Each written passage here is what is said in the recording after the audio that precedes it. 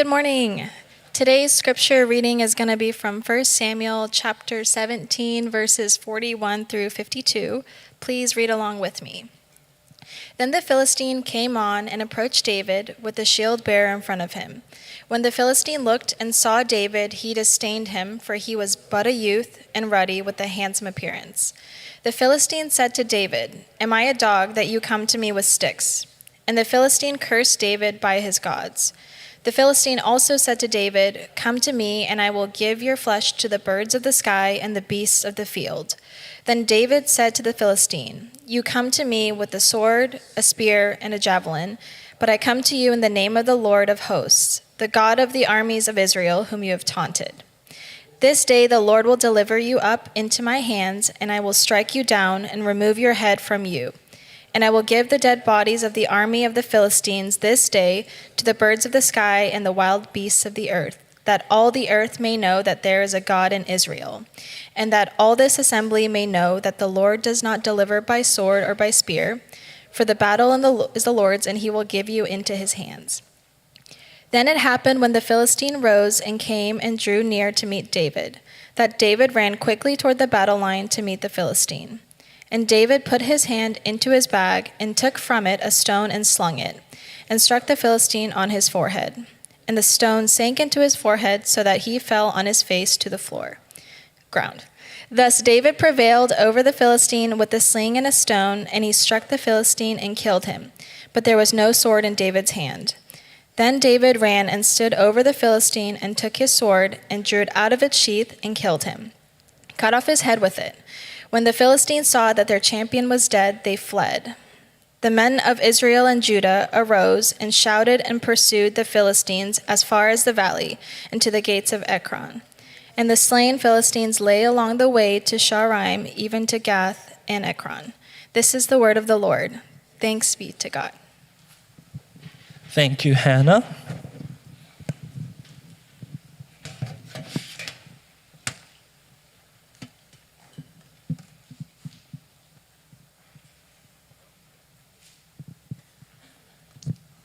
Andrea and I started watching the Olympics this past week because the Olympics just started. So it's only been 2 days, but we've been watching a lot of events such as swimming, soccer, volleyball, like beach volleyball. Like there's so many different type of sports that we're just watching every single one, trying to learn about all these sports. But the one thing that I really enjoyed, or one thing that is memorable this past week, was the women's handball game. Basically, women's handball is a little bit like basketball. You have a ball, you pass it to your teammates. It's a 7-a-side game, but you bounce the ball for every 3 steps you can take, and you can catch it, and you can do it over and over again, I believe. So then we see they don't shoot the ball into a hoop. They throw the ball into a soccer goal. I think I have a photo of it. Next slide. Yeah, so basically, this is what handball is. There's six outfielders and 1 goalie. And while watching this game, you quickly realize that Korea, they're not as good as Germany. So I quickly looked up on the internet and saw the power rankings of the women's handball team. And I saw who was the last ranking team, and it was Korea. Korea was the last ranking team, and Germany was like the 7th best team in the Olympics. So quickly, you know this is like a David versus Goliath situation.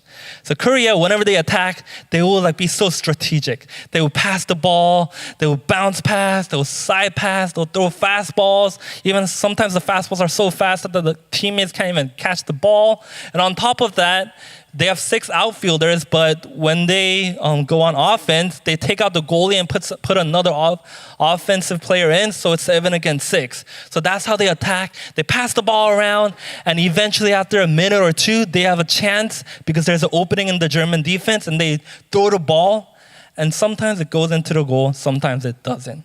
So Korea, the team, they try so hard to score the ball, to even get an opening. But for Germany, you know what their strategy is? They just get the ball, they just run down the middle, jump high, and just throw it. Why? because they're just so much bigger, so much stronger, and so much faster than the Korean athletes. So therefore, it was literally a David versus Goliath situation. But to my surprise, towards the end of the game, somehow Korea gets some momentum and they win 23-22.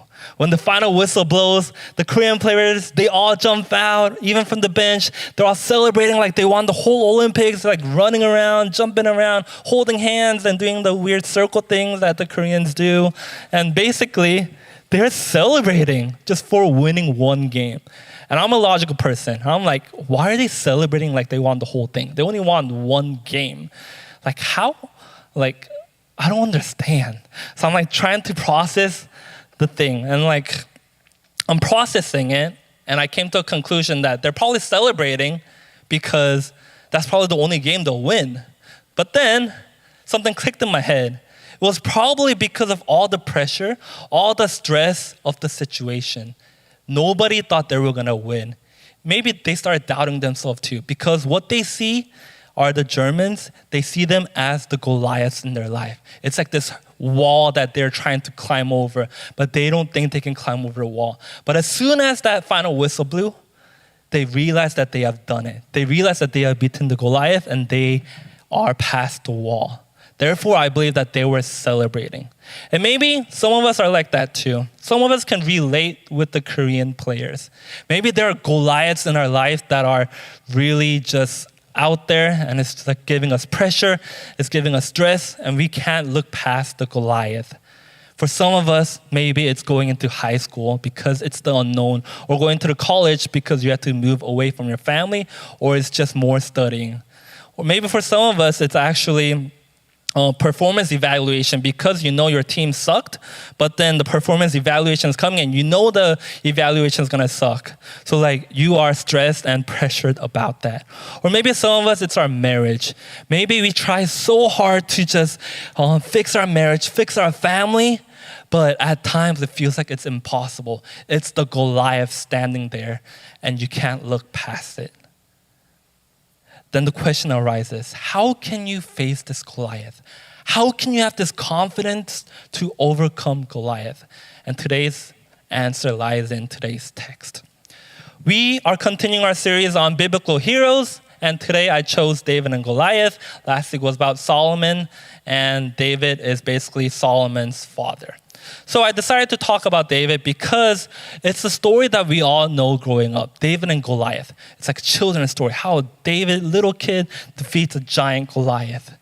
And most of you guys probably all know the story by verse, but there are some of us who are newer who don't know the full story. But I do believe that we have been studying the story and we haven't been actually studying the story properly. So today I want to preach about David and Goliath. So let's just jump into it right away. The context of the passage starts in verse 1 of 17. Now the Philistines gathered their army for battle, and they were gathered at Soka, which belongs to Judah, and they camped between Soka and Ezekah and Ephes-dammim. Basically, the Philistines, they started coming up against the Israel army. If you don't know the situation in the Israelites right now, it's basically they just became a monarchy, meaning they just got a king and they just started their kingdom. So the first king of Israel is Saul. So Saul and his army are there, but the Philistines come up to challenge them. But if you actually study the passage and look beforehand, when Moses brought the Israelites out of Egypt into the promised land where they settled, God tells them, you need to go and purge the land. You need to go kill all these tribes because they are idol worshippers and they are doing pagan practices. So Israelites, they go to the land, but do they do that? No, they don't do that. They don't purge everything. They don't destroy everything. Therefore, because of their sins, not listening to God in the beginning, the Philistine army grew bigger and bigger, and now it became a thorn to their side that is threatening their existence through Goliath. It's basically you, if you give an illustration, it's you going out to the forest, going camping, and you want to start a fire. But you forgot to bring a fire pit, so you're trying to start the fire on the ground. And there's all these signs that says, don't start a fire without a fire pit. But you, because you're prideful, you're like, I can start a fire. So you start a fire. But eventually, the fire becomes out of control and it becomes like a forest fire and you can't do anything about it. That is the exact same situation that's happening with the Israelites right now. They did not do what God told them to do, and now they're facing the consequence, which is Goliath. So now Goliath comes. It says in verse 2, if you guys have your Bibles, please follow along with me because I'm just going to continue just explaining the story while reading the Bible. Verse 2, it says, Saul and the men of Israel were gathered and camped in the valley of Elah and drew up in the battle arrayed to encounter the Philistines. The Philistines stood on the mountain on the one side while Israel stood on the mountain on the other side with the valley between them. So I have a slide of a valley. So basically, this is just for imagery purposes. It wasn't exactly like this, but the Philistine army stood on the left side and Israel's army stood on the right side. In the middle, there's a valley. They did not fight each other. It was a stalemate situation because the armies did not want to go down, because if they go down, they had to come back up. And fighting uphill is a huge disadvantage. So they're both camped on the other side of each other and just looking at each other, ready for battle. So it's like a stalemate situation. So what happens? In verse 4, then a champion came out from the armies of the Philistines named Goliath from Gath, whose height was 6 cubits and a span. 6 cubits and a span, basically scholars say it's 9 feet 6 inches. Okay, 9 feet 6 inches. An average soldier during the time was 5 feet 8 inches. Okay, so that's a huge height difference.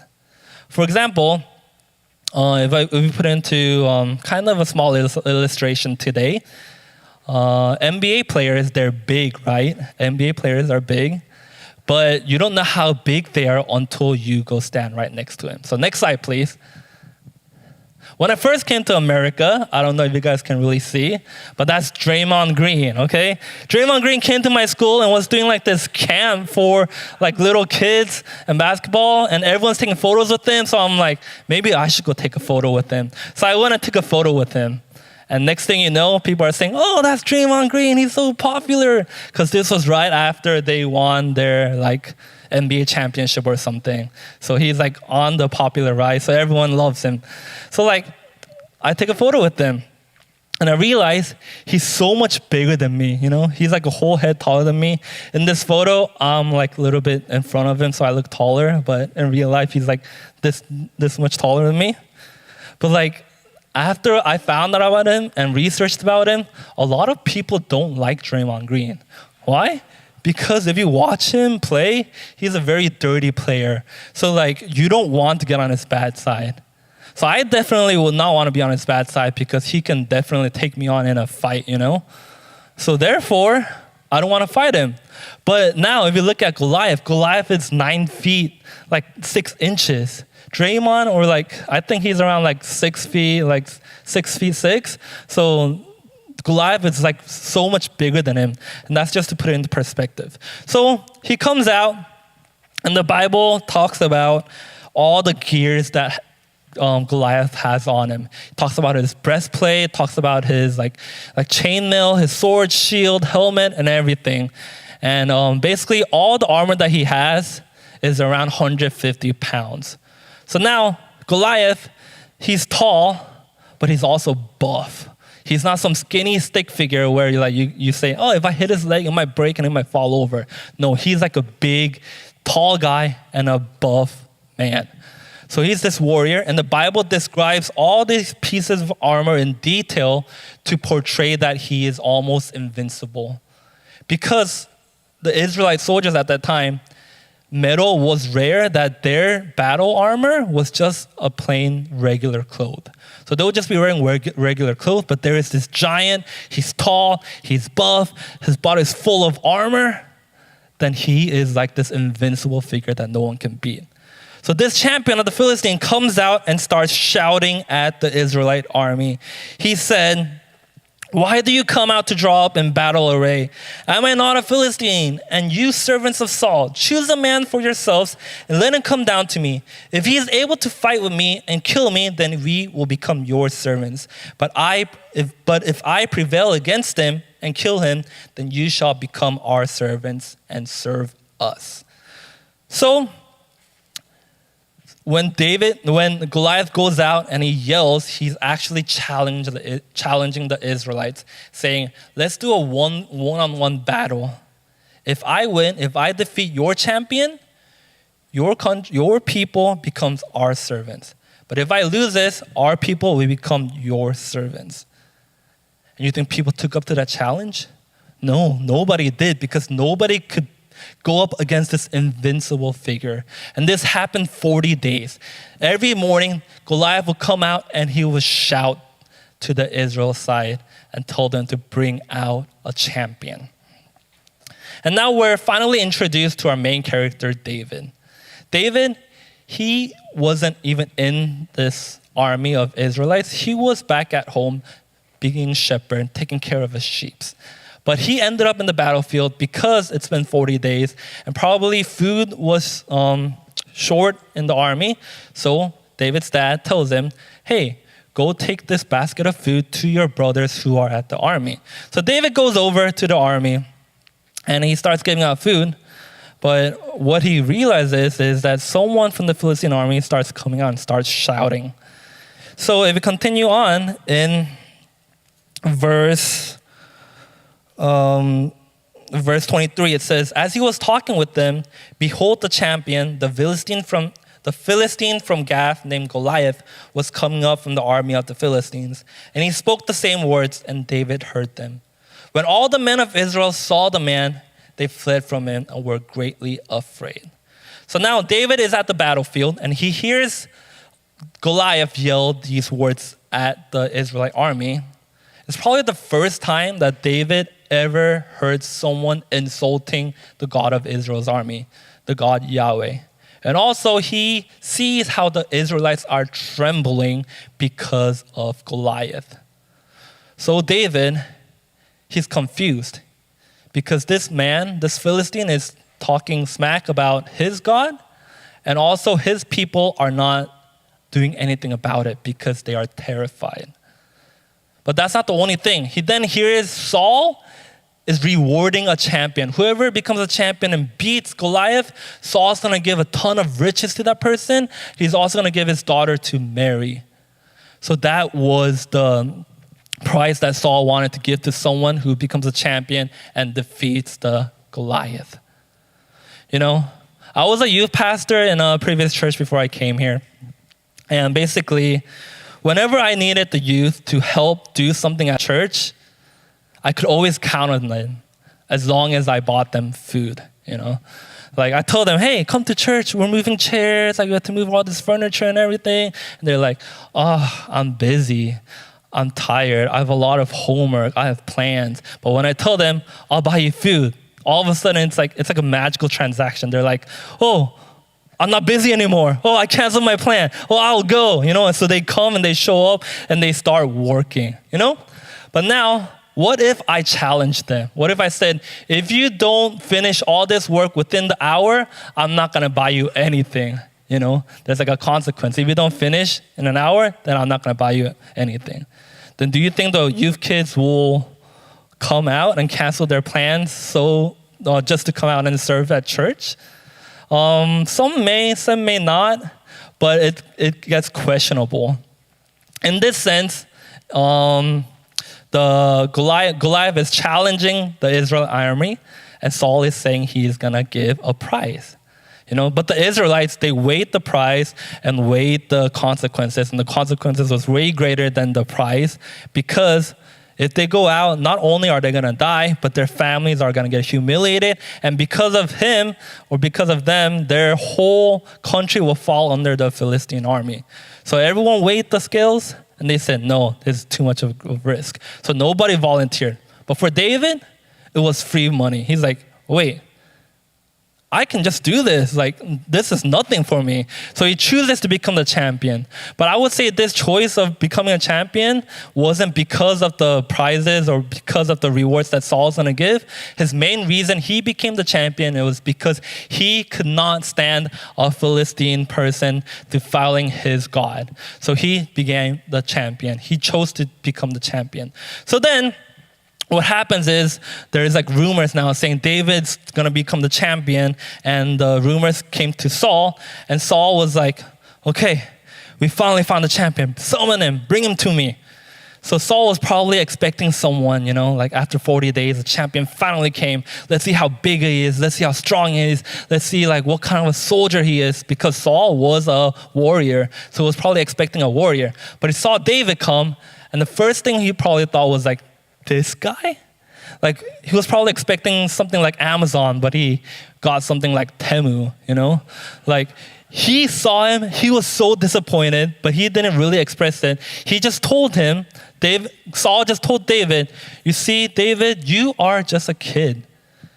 Goliath, he's been training as a warrior since he was a kid. But David replies to Saul. In verse 34, he says, your servant was tending his father's sheep when a lion or a bear came and took a lamb from the flock. I went out after him and attacked him and rescued it from his mouth. And when he rose up against me, I seized him by his beard and struck him and killed him. Your servant has killed both the lions and the bears, and this uncircumcised Philistine will be like one of them, since he has taunted the armies of the living God. And David said, the Lord will deliver me from the paw of the lion and from the paw of the bear. He will deliver me from the hand of the Philistine. And Saul said to David, go and may the Lord be with you. David gives him an explanation. David says, you see, as a shepherd, I went after bears, I went after lions, and I killed them and brought my sheep back. And this Philistine, he is no better than a wild animal, because he is defiling our God, the God of Israel's armies. He is saying that the Philistine is literally a wild animal, therefore David can go kill this wild animal. And somehow that convinces Saul. So Saul agrees for David to become the champion for Israelite. So then Saul starts equipping David with all his armor and gear and his sword, because they were all rare at that time. So he starts equipping David so that David can have the best chance. But David rejects all these things because he says that he is not used to these things. This symbolizes the ways of the world. You see, when we face Goliath, the world wants to give us all these things and tell them, you can do it. And then they try to equip us with all the worldly ways. But David, he turns it all down and says, I'm going to stick to my ways as a shepherd and how God has raised me. So what he does is he goes and picks up 5 stones. And scholar says these stones were the size of a tennis ball. So there's stones this big. And he goes and he finally approaches Goliath. And that's the passage that Hannah read for us this morning. So we're finally at the passage that Hannah read for us today. So now Saul, he sees David. He's excited, he's saying, finally, after 40 days, they chose a champion. Let's go see who this champion is. So he goes out and he sees David, and he's also disappointed like Saul is disappointed. Because in verse 42, it says, when the Philistine looked and saw David, he disdained him, for he was but a youth and ruddy with a handsome appearance. The Philistine said to David, am I a dog that you come with me with sticks? So now, Goliath is mad. He's like, why did Israel choose a little boy to represent them? So now he's throwing jokes at him. Am I a dog that you bring sticks to fight against me? Are you going to come and hit me with a stick? What is that going to do? Am I a wild animal? But David probably thought, yeah, you are, But because David wasn't fazed by anything, all the jokes that Goliath said, he then moves on. He says, and the Bible says, and the Philistines cursed David by his gods. Cursing back then was on a different level. It wasn't just cursing, making fun of people and making fun of their body parts or whatever. Cursing back then was related to God. It was basically saying, my gods are better than your gods. My God, he's going to show his supernatural power and defeat your God. So basically, Goliath was telling David that his God is nothing compared to Goliath's God. But David still wasn't fazed. So then the Philistine moves on and talks about what he is going to do to David. In verse 44, he says, come to me and I will give your flesh to the birds of the sky and the beasts of the field. Now he's threatening David that after he kills David, that he's going to leave David's body. He's not going to give him a proper burial of a warrior. He's not giving him the honor, but he's just going to leave him out so that the world, the earthly beasts, can just chew on him and eat him. So that's the three things that Philistines comes out and attacks. He tells David, he jokes at him, and then he curses his God and says, this is what I'm going to do to your body. And David is still unfazed. He has this confidence, and this is where his confidence comes from. In verse 34, it says, David said to the Philistine, you come to me with sword, a spear, and a javelin, but I come to you in the name of the Lord of hosts, the God of the armies of Israel, whom you have taunted. So David doesn't compare his physical features to Goliath. He doesn't say, yeah, Goliath, you are so much bigger than me. You are so much stronger than me. You are so much taller than me. He doesn't compare anything. He doesn't even compare the armor. He only compares one thing, the weapon. He says, Goliath, you have a sword, a spear, and a javelin, but I have the name of the Lord, the God of the armies of Israel. For David, this is where his confidence lied. His confidence lied in God and how God can deliver, because the battle belongs to God. But the most important phrase of this passage, of this verse, is this last portion, which is, whom you have defiled. Whom you have defiled. Because in Israelite culture, they had this culture of stoning people. God commands the Israelites through the Torah, which is the Old Testament for the Jews. It basically says, you need to purge all evil out of your group. Therefore, if someone does sin, you need to come together as a body, put the person in the middle who sinned, pick up a stone, and start just throwing it at him until the person dies. This shows them two things. It shows them that sin is very punishable by death. They want to get rid of sin. But it also shows them that if you partake in throwing the stone, you don't want to be the person getting hit by the stone. So it's basically saying, don't sin or else you're going to die by stone. And one of the laws was, don't defile the Lord. Even the foreigners, if they defile God, just get stones and start stoning them. Maybe this is why David chose the weapon that he did when he went against Goliath. Maybe he chose a rock because he knew that God wanted these people to get punished by a rock.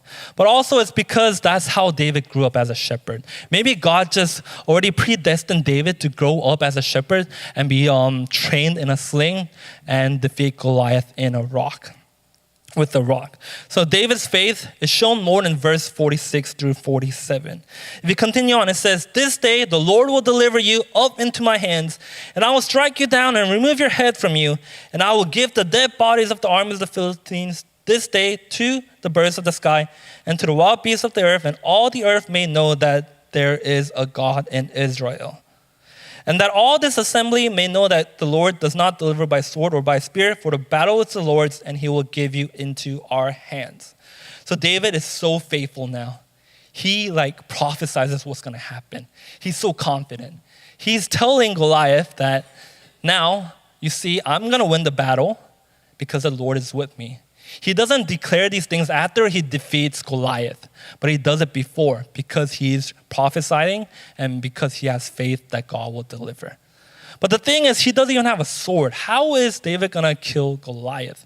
I think that's just so important in this passage because he doesn't even have a weapon to cut Goliath up, but he prophesizes that he's going to kill Goliath and cut him. He says he's going to remove Goliath's head from his body.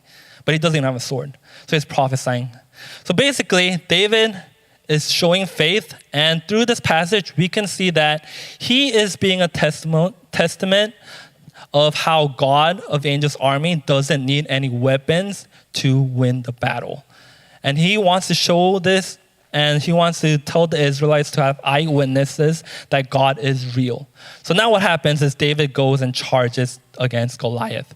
Goliath probably casually strolling because he knows that he can defeat David. But David, he's not just strolling around. He's not walking, but he's running after Goliath. He runs after Goliath. He takes out his sling and puts a rock in the sling and flings it. Next slide, please. I believe I have a photo of a sling. Next slide. Yes. So a lot of people, if you think about it today, we might think about a sling being like this, basically like just pulling back and shooting. But if you think about it, you can't kill anyone by just like pulling back and shooting. It's not like that David has supernatural powers that he can like pull back the sling all the way and like shoot it, and all of a sudden the rock becomes like a fireball or something, like goes super fast and hits Goliath in the forehead, and Goliath falls over. It's not like a anime or like some kind of drama like that, The sling that David actually used looked more like this. Next slide, please. It was like a sling that he had to swing with his whole body. And after swinging with his whole body, he lets go of one part of the sling, and the rock flies towards the target. Basically, David grew up practicing this whole life, defeating lions, defeating bears. Therefore, he also had confidence in his skill that God will use his skill to defeat Goliath.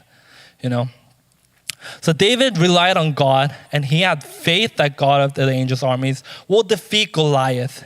And he also relied on his skills that he grew up with, constantly just practicing and skillfully training himself so that one day he can defeat Goliath. And that's the story of David and Goliath that you know. That's the story that you have grown up with and that the church taught. There is no battle that the Lord cannot win. David has his last say, and he goes and charges and defeats Goliath. So the applications, some of the applications you probably heard are like this. Marriage, if your marriage is hard, just be like David. Pray and trust God more. High school, or you have anxiety going to college, don't worry, man. God has everything under control. As long as you pray, as long as you have faith, because the battle belongs to the Lord. You're in debt, God will take care of you. If you just pray hard enough, God will take care of it. Church loves the story of David and Goliath.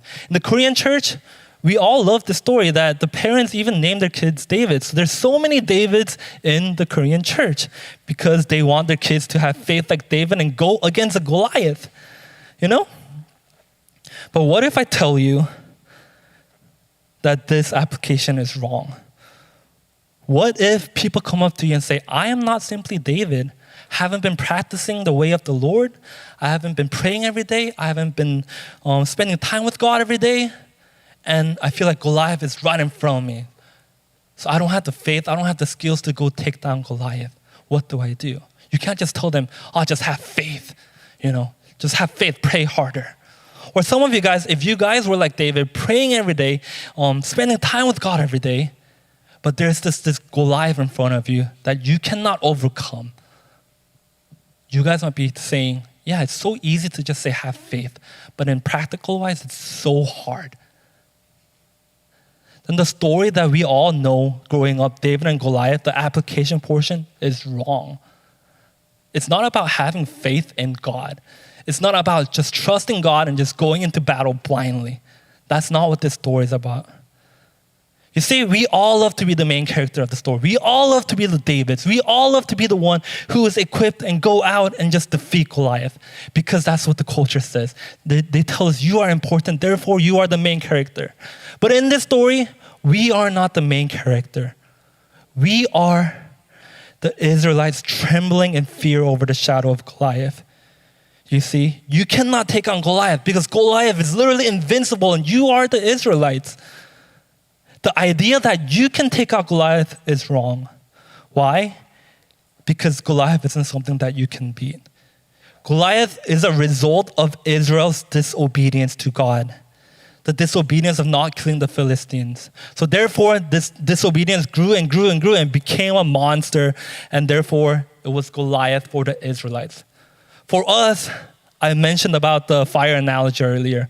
We start something small like a fire, but it becomes a forest fire. We cannot turn that fire off anymore. That's out of our control. That's what literally Goliath is. And therefore, if that is Goliath, it symbolizes sin. We cannot go and battle the sin. Pastor P preached last week about the subtle sins that turns into big sins, and because of the subtle sins of Solomon, he married foreign women, which God says no. He then collected riches from all over the world, which God says don't. And then he imported horses from Egypt, which God says don't do that because you are going back to your Egyptian ways. But because of the subtle sins of Goliath, it became so big, it became a giant, and eventually it was the downfall of Solomon. That's like us today.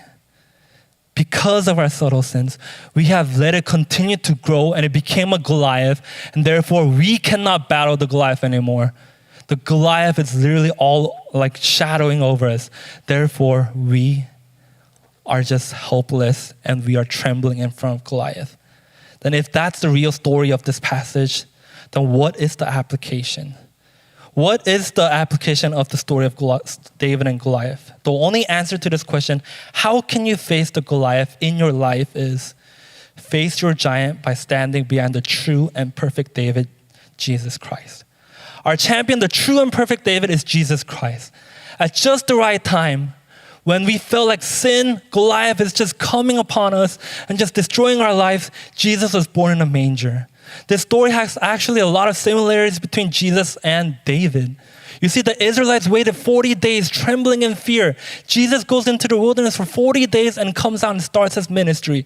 David, he's a Jew. He's an Israelite. He comes from the Israelites' origin. He comes out of their army. He doesn't come from a different country. Jesus comes as a human. He's not in a form of a human, but he's living as a human himself, walked the path that we walked, and walked out as our champion to the cross facing Goliath. And therefore, David fought Goliath as Jesus fought sin. And David ran after Goliath. Jesus ran after sin on the cross, and he died for us and conquered death once and for all.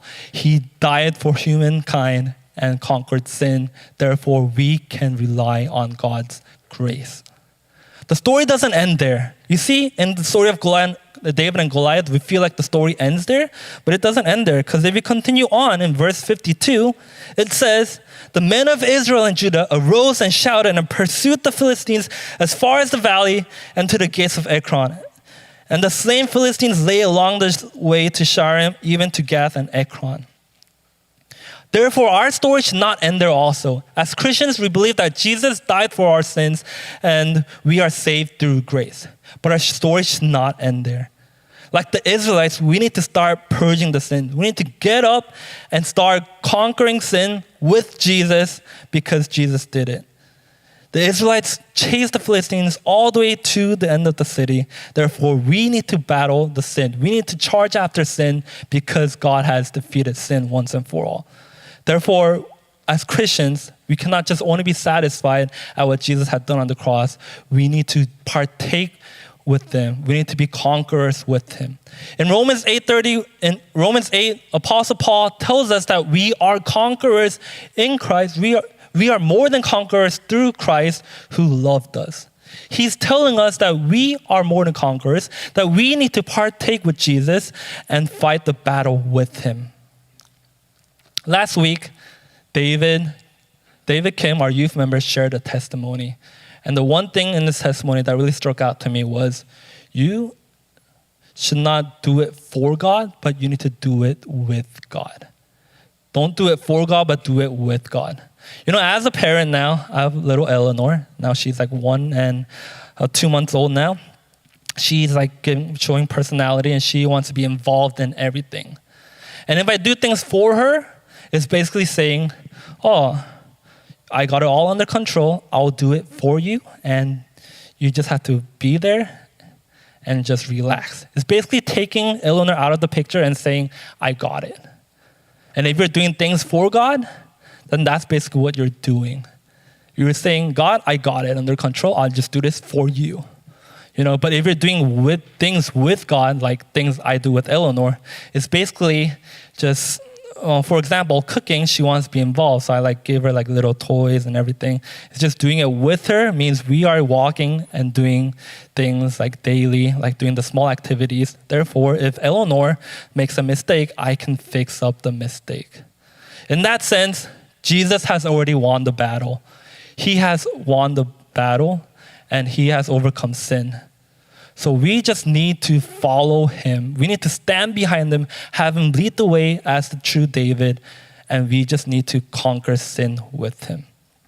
It is Pastor Pete mentioned about subtle sins last week and how it became a Goliath. But we don't have to fear we don't have to fear that Goliath anymore, because now we have to also just fight the subtle sins and purge it with Jesus Christ. So do not let the subtle sins place any doubts in your heart. Instead, overcome your giants with confidence, knowing that the battle is already won. Face your giant by standing behind the true and perfect David, Jesus Christ. I just want us to have a time of prayer at this time. If you have been thinking about how you have to be the David, how you have to be the main character, and how you have to go defeat Goliath alone, that idea is wrong. And I want you to just go to God and express to him. But also be thankful that God sent Jesus, and Jesus has defeated the battle once and for all, because he conquered sin. And because of that, we can have this gratitude to not stress over anything, not stress and fear over the Goliath, but work with Jesus and walk with Jesus and purge the sin with Jesus. So let's just pray at this time together.